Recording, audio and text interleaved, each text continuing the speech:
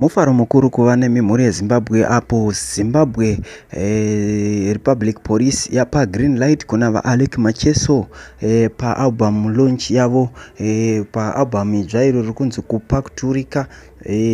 Vapa green light mushure mekunge vataura kuti ivo havasi kurambidza mapublic gathering munyika yeZimbabwe. Naizvozvo zviri kuratidza kuti album ravaMacheso riri kuenderera mberi nekulaunchwa, hapasisina chekumirira.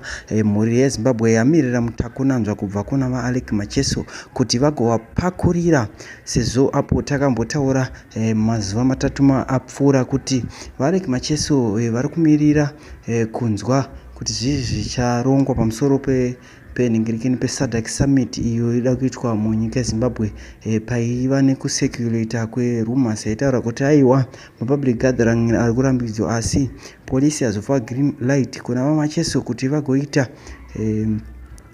album launch yavo. Naizvozvo paAlexander Sport Bar ndo pachange pane album launch muguta reHarare. Thank you for watching this video, and the next time tinokutendai mhuri yeZimbabwe nekuona kwamunoita pachivhitivhiti Zim HD.